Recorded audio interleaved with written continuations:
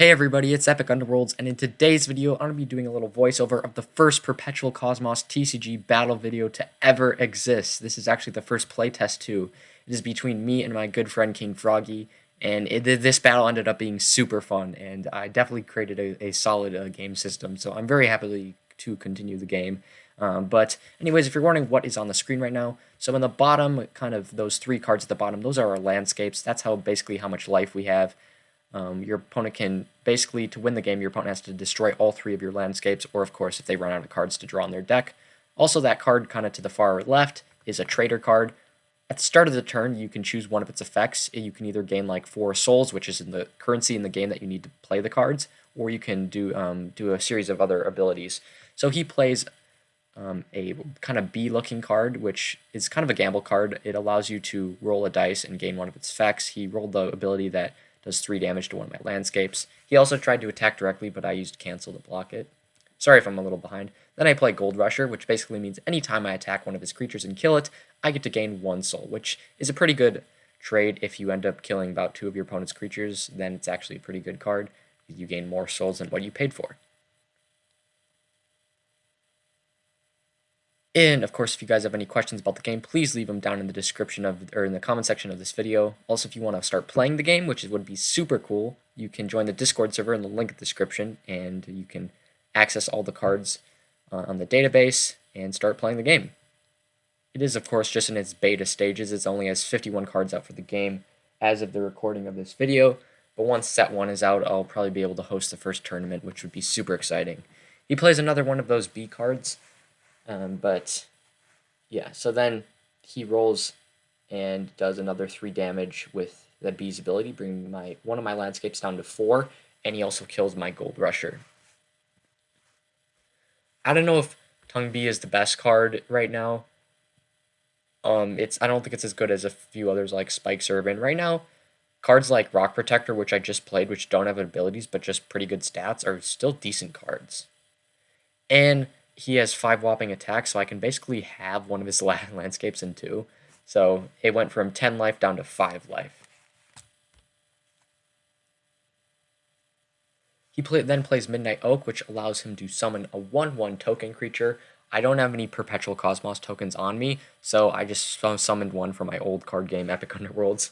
But it is still a 1 attack, 1 life card. There's also a bunch of different traders in the game. The only reason there's only one in play right now is because we're both using the same one. But each player can have their own traders. And there's, like, you can build your own whole deck around a trader and stuff. I then play Spike Serpent, which when played, I can do 3 damage to target creature with its ability. I then try to kill one of his landscapes. I also really should have attacked with Spike Serpent. I don't know why I never attacked with him. Maybe I missed that. But I tried to kill one of his landscapes, but he played Cancel, which is a really good card that just cancels any attack, even if it's not on a creature. Also, a big thing I should have mentioned at the start of the video is there's 2 different lines. There's the front line, which can attack basically anything. If your opponent doesn't have any cards in their back line, which is kind of the row behind the front line, then they can attack directly at your landscapes. The back line can only block. They're basically just shields, so you can play any card there you want. Spell cards can be played anywhere. They don't take up any lines. But you can have four creatures in each line, tokens included.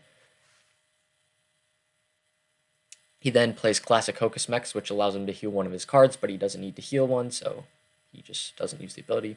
But he does bring down one of my landscapes down to 8. He has a very interesting playstyle where he doesn't just target one landscape. He tries to kind of damage them all down to low health and then do it all at the finish. I play my own B. Seems like we've been getting a lot of that one. There's still a lot of cards that I haven't drawn in my deck yet that are really good. So I guess we'll have to see if I get any of those. I managed to destroy one of his landscapes. So technically I am winning because he only has 2 landscapes left, but 2 of my landscapes are pretty damaged by him. He plays his own copy of Rock Protector, which I do believe is his favorite card in the game. I personally I'm really excited to build a whole rock deck because there are 4 rock cards in set 1, Strange Oasis, so you can honestly build a whole rock deck. I also drew the card Lonely Echo Man, which I think it's going to be a staple in any deck. You can basically discard it for free and reduce the cost of your next card by 2. So I can play Drentel for only 2 cost, and basically once per turn I can deal 1 damage to Drentel to subtract one of my opponent's souls, but he doesn't have any, so I don't even get to use the ability. But I can attack his Rock Protector and bring it down to 4.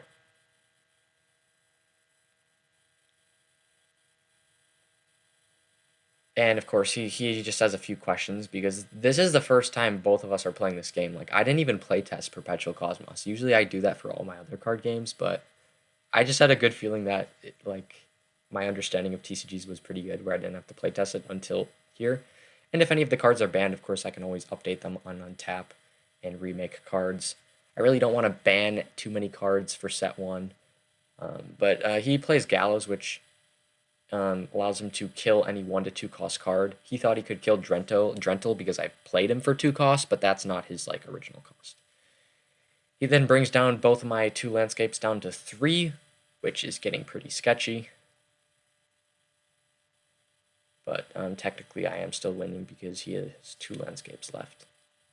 There also are cards called banner cards, which you basically play under your traders. You can only have 1 of your banners in play, and depending on how many landscapes in play you have left, you will gain some abilities. So that is kind of strategic. If your opponent doesn't want to destroy your landscapes, they just want to damage all of them, and then of course once your banner's not really kind of later game, then they can take them out. So there's a lot of different strategies in Perpetual Cosmos, so I'm pretty excited to create a bunch of different decks and keep playtesting.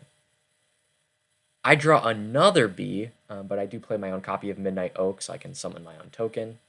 And I now have 3 cards on my front line, and I decide to use Drentel's ability, and I deal 1 damage to him and subtract 1 of my opponent's souls, so he now has 1 less soul. I then damage 1 of his landscapes down to 3, so it's not looking very good for King Froggy. King Froggy has also played, he's a veteran of EU, which is my old card game, Epic Underworlds 2.0. He's played so many matches of that, so he is pretty good strategically with card games. He plays Eoth of the Deep and brings my 3rd landscape down to 3, so I still have 3 landscapes in play, but they're all either 3 or 2 life left. It's a very interesting strategy as to how, as to what he's doing.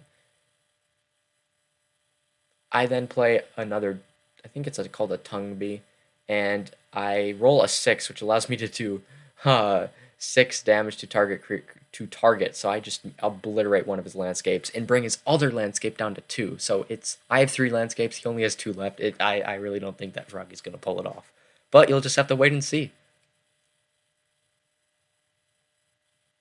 So he has 3 creatures in play, but he's 1 attack short of destroying all my landscapes. But he finally plays a Parting Bug, which is the 1 attack he needed left, and he wipes me out.